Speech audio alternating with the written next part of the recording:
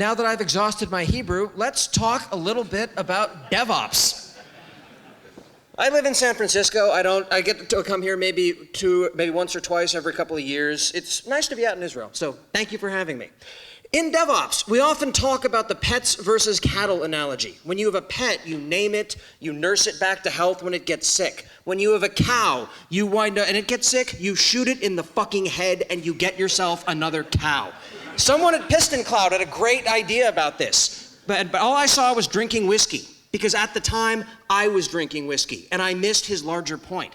So I figured that would probably wind up making a better talk than going into something much more in-depth and profound. So let's talk about whiskey pairings with various DevOps type of challenges. When you wind up doing deployments, the idea is it shouldn't be something big and momentous. It should be something that you wind up doing on a consistent, ongoing basis. Smaller changes so you know what to expect. It's not notable, it's not special. It's something that you do all the time, every day. That's why I recommend pairing it with Eagle Rare. It costs between 80 to 100 shekels a bottle, and it's very decent. You can have it every day. You've heard of table wine? This is table whiskey. On a related note, when you wind up monitoring systems, your first web server to your 5,000th web server, it should all follow a very consistent process. Monitoring things by hand and adding them into Nagios manually doesn't work. That's why I like Johnnie Walker Black Label. It doesn't matter what crappy airport bar I'm in from Boston to Budapest, I get the same thing. Bar to bar, year to year, it's amazingly consistent. There's a process engineering lesson there. We talk a lot about blameless postmortems here in DevOps. One of the challenges, though, is that doesn't mean you get to abdicate responsibility. Sometimes when you screw the pooch, no one's going to call you out, but you know what you did, which is why you have to drink this. The first sip tastes marginally acceptable. By the third or the fourth, it's, oh, God, this is awful. Can I send it back? No. You drink it because you deserve it.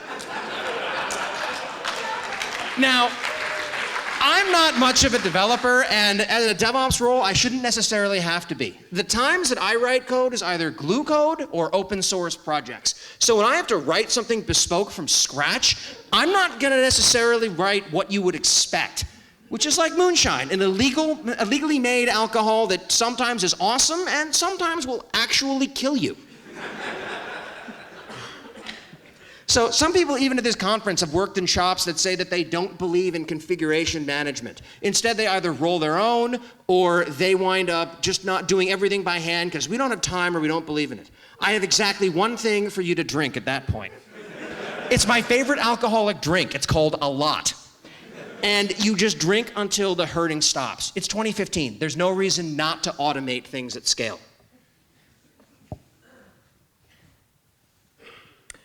Some definitions of DevOps include a really shitty variant of, I'm gonna spend half my time doing operations and the other half of my time writing code on the core application.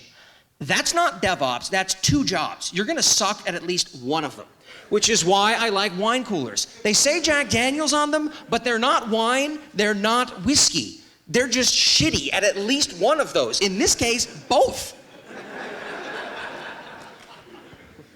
For those who don't know what I'm talking about here, step into my Git talk tomorrow. But effectively, this means you've just reached out and changed history. At that point, you've made everyone else's job measurably worse. At that point, please just, yeah. This starts by making you blind and ends by actually killing you. That's too nice. This is sort of the holy grail of what we're actually striving to do. When we wind up doing something and building a system that won't let you do anything too horrifically stupid without stopping you. That's the goal. That's the time where I like to drink something actually really nice. I go with the Lagavulin, but not everyone prefers it. It's smoky, you either love it or you hate it. But whatever you like, that's what you wind up getting once you've wound up succeeding, because you found the grail. And as a last bit of advice, it's not always about what you're drinking. Sometimes it's about what you get other people to drink. Thank you for listening to me.